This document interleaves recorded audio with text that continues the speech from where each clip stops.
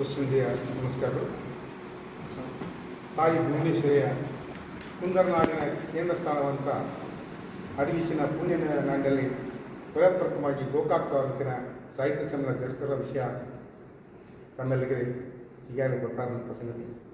ಇಂಥ ಈ ಪತ್ರಿಕಾಗೋಷ್ಠಿಯ ವೇದಿಕೆಯಲ್ಲಿರ್ತಕ್ಕಂಥ ಕುಂದರ ಜನತಾ ಶಿಕ್ಷಣ ಸಂಸ್ಥೆಯ ಗೌರವ ಕಾರ್ಯದರ್ಶಿಗಳು ಹಾಗೂ ಈ 7ನೇ ಕನ್ನಡ ಸಾಹಿತ್ಯ ಸಮ್ಮೇಳನದ ತಾಲೂಕಾ ಕನ್ನಡ ಸಾಹಿತ್ಯ ಸಮ್ಮೇಳನದ ಸ್ವಾಗತಾಧ್ಯಕ್ಷರಾದಂಥ ಶ್ರೀಯುತ ಲಿಂಗೋರ್ ಪಾಲ್ ಅವರಿಗೆ ನಾನು ವಂದನೆಯನ್ನು ಅರ್ಪಿಸ್ತಾ ಇದ್ದೀನಿ.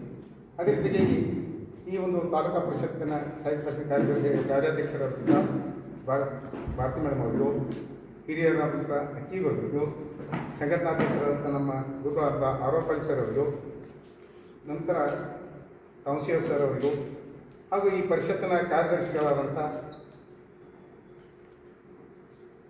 ಭಾಗ್ಯನವರವರೇ ಹಾಗೂ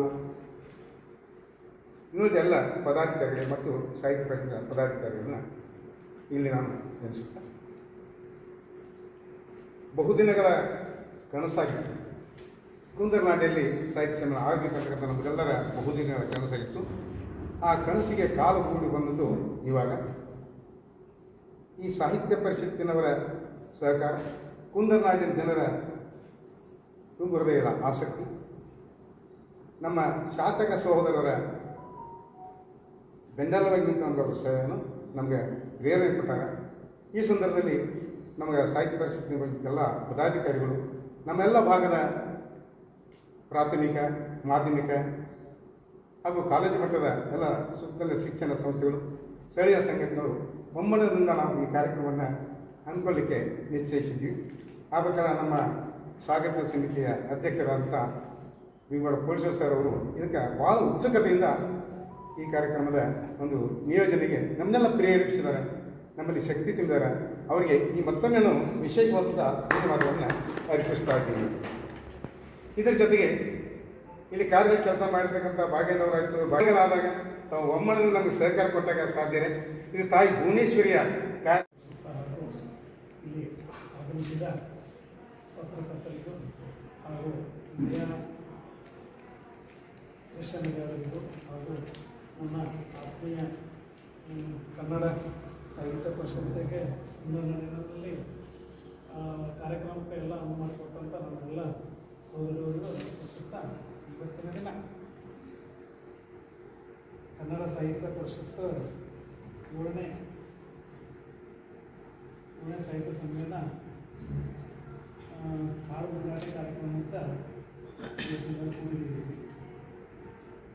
ಏನು ವಿಶೇಷ ಅಂದರೆ ನಾವು ಯಾವಾಗೂ ಮಾತಾಡೋಲ್ಲ, ಕಾರ್ಯಕ್ರಮದಲ್ಲಿ ಮಾತಾಡಿದ್ದೀವಿ.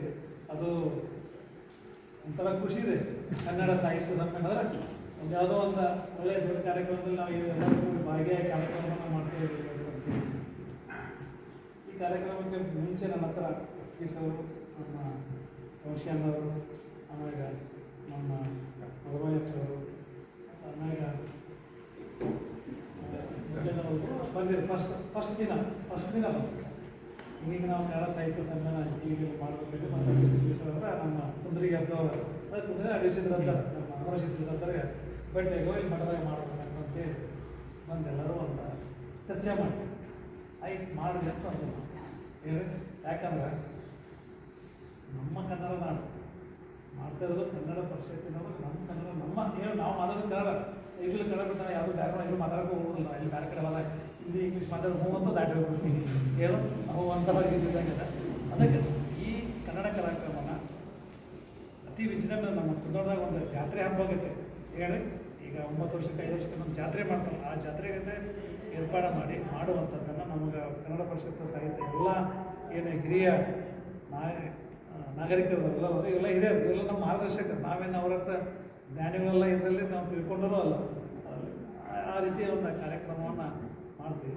ಈ ಕಾರ್ಯಕ್ರಮಕ್ಕೆ ನಾವೆಲ್ಲರೂ ಬೆಲ್ಲವಂತೆ ನಮ್ಮ ಸಪೋರ್ಟಾಗಿ ಮಾಧ್ಯಮ ವರ್ಗದವರು ನಮಗೆ ಅಂದರೆ ಪ್ರಚಾರವಾಗಿರ್ಬೋದು ಅಥವಾ ಆವತ್ತು ಕಾರ್ಯಕ್ರಮ ನೀವೆಲ್ಲ ಬಂದು ಇದನ್ನು ಅಂದರೆ ಪ್ರಚಾರಾರ್ಥವಾಗಿ ಎಲ್ಲ ಮಾಡಿಕೊಡಿ. ಏನೋ ಇದ್ರೂ ನಮ್ಮ ಜೊತೆ ಅದನ್ನು ತಿಳಿಸಿ ಚರ್ಚೆ ಮಾಡೋಣ, ಸಲಹೆ ಮಾಡೋಣ ಅಂತ ಹೇಳಿ ಇಲ್ಲಿ ಕರೆಸಿ ನಮ್ಮನ್ನು ಸ್ವಾಗತಾಧ್ಯಕ್ಷದಿಂದ ಮಾತಾಡಲಿಕ್ಕೆ ಅನುವು ಮಾಡಿಕೊಟ್ಟಂಥ ಕನ್ನಡ ಪರಿಷತ್ ಸಾಹಿತ್ಯಗಳು ಹಾಗೂ ನಮ್ಮ ಎಲ್ಲ ಆತ್ಮೀಯ ವರ್ಗಕ್ಕೂ ಹಾಗೂ ಪತ್ರಕರ್ತರು ಎಲ್ಲರಿಗೂ ಮೊದಲು ಹೇಳಿ ಜೈ. ತಮಗೆಲ್ಲ ನಮಸ್ಕಾರಗಳು. 7ನೇ ಕನ್ನಡ ಸಾಹಿತ್ಯ ಸಮ್ಮೇಳನ ಗೋಕಾಕ್ ಭಾಳ ಒಂದು ಆಸೆಯಿಂದ ಮಾಡ್ತಾ ಇರುವಂಥದ್ದು. ಯಾಕಂದರೆ ನನಗೊಂಥರ ಖುಷಿ, ನನ್ನ ಅಧ್ಯಕ್ಷತೆಯಲ್ಲಿ 3ನೇದು ಆಗಬೇಕಾಗಿತ್ತು.